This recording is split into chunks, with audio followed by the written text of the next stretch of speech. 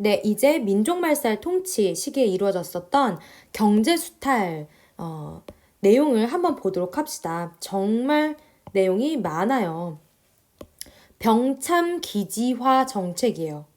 병참기지라는 건 뭐냐면 전쟁 창고로 만드는, 전쟁 물자를 보급하는 그런 기지로 만든다라는 거예요. 우리나라의 역할은 일본한테 그거였던 거죠. 전쟁 물자 보급 기지로 만드는 겁니다. 그래서 북부 지방에 자원이 많으니까 중화공업을 막 발전을 시킵니다. 뭐 그 이유는 우리나라 뭐 산업 생산을 위해서 그런 게 아니라 군수물자를 생산하기 위한 거였죠. 그리고 남면 북양 정책이라는 걸 하게 되는데 무슨 말이냐면 이 일본의 어떤 산업 발전을 위해서 원료를 우리나라에서 가져가는 겁니다.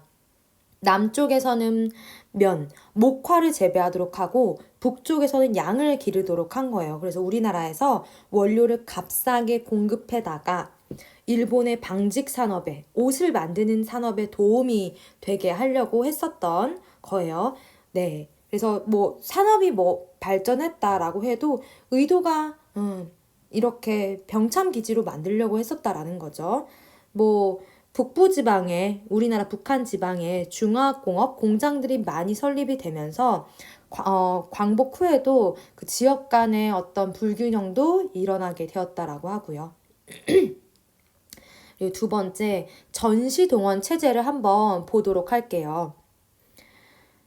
전쟁 중이기 때문에 일본 내부에서도 물자가 엄청 부족했을 거예요. 그래서 일본이건 식민지건 상관없이 국가 총동원법이라는 법을 1938년에 내려요.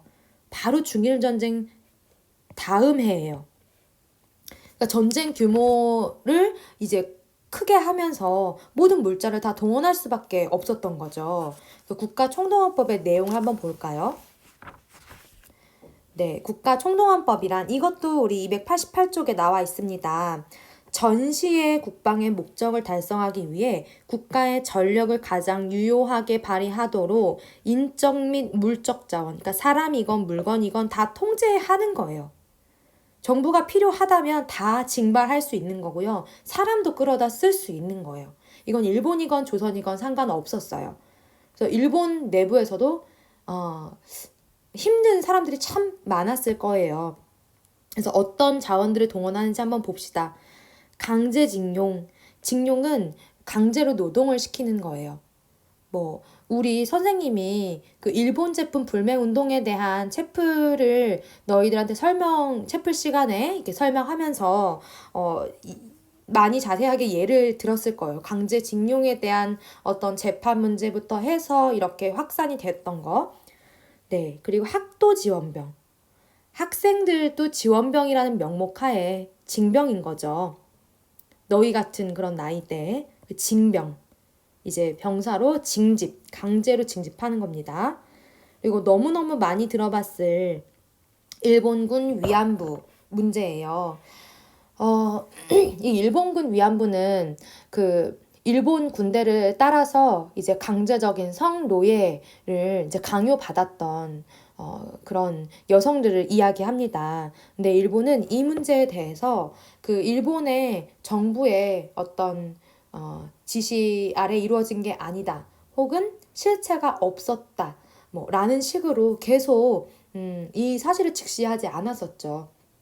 근데 이건 국제적으로 문제될 수밖에 없는 게 이제 조선의 여성들뿐만 아니라 주변에 이제 동남아시아나 뭐 대만이나 다른 중국이나 다른 국가의 여성들도 이제 이 위안부로서의 피해를 많이 입었었습니다. 그래서 이 일본군 위안부와 관련해서는 우리가 좋은 영화도 되게 많이 알고 있어요. 이거 우리 학교에서도 같이 관람하기도 했었는데 여러분들 같이 봤었나요? 귀향이라는 영화가 있어요. 이거 위안부 사진이고요. 이제 어디론가 끌려가는 그런 모습이겠죠? 그리고 귀향. 참 어린 소녀들이 이렇게 나와요. 그래서 더 마음이 아픈 그런 영화였고요. 이 영화 자체도 제작하는데 이제 제작비를 이제 모은다건 하는데 어려움이 있었지만 결국 국민들이 성금을 통해서 제작비를 충당할 수 있었다라고 해요. 그리고 이 영화도 있어요. I Can Speak. 처음에는 이 남문희 씨가 자꾸 구청을 들락날락하는 뭐 조금 이상한 할머니인가? 뭐 이렇게 나오긴 하는데 영어를 이 공무원한테 배워요. 근데 그 배우고자 하는 목표가 따로 있었던 거죠. 이제 궁금하면 I Can Speak 한번 봐보셔도 좋을 것 같아요. 그리고 여성들도 이제 일터로 끌려갑니다. 그걸 여자 정신근로령이라고 해요. 그래서 이렇게 사람들도 동원하는 판에 뭐 물건이라고 뭐 얼마나 뭐 절차나 뭐 그런 거를 뭐 신사적으로 매너 있게 지켰겠어요. 그냥 다 가져가는 겁니다. 그래서 어떤 물자들을 다 가져가는 것을 공출이라고 이야기를 해요. 미국 공출, 쌀도 가져가고요. 그래서 공출 관련해서는 이 사진이 뭐 어디 교과서나 어디에나 다 잘 나와 있는데 놋그릇 뭐 이런 거 다 가져가는 거예요. 이걸로 탄피 만들려고. 그래서 뭐 교회 종, 사찰의 종도 뭐 다 떼어가고요. 전쟁을 위해서라면 이런 것도 다 동원을 하는 거였죠. 그래서 공출 혹은 배급, 식량을 배급해 주는 거예요. 이제 최소한으로 줄이는 거죠. 이런 단어들이 나오면 민족 말살 통치라는 거를 알 수 있을 겁니다. 이제 민족 말살 통치는 일본이 패망하는 1945년까지 이어지게 됩니다. 여러분들 뭐 무단 통치의 사실이 뭐고 문화 통치의 사실이 뭐고 민족 말살 통치의 사실이 뭐고 구분하는 것 이전에 이 역시 우리 역사의 일부분이었고 우리가 기억해야 될 역사였음을 또 함께 기억했으면 좋겠어요.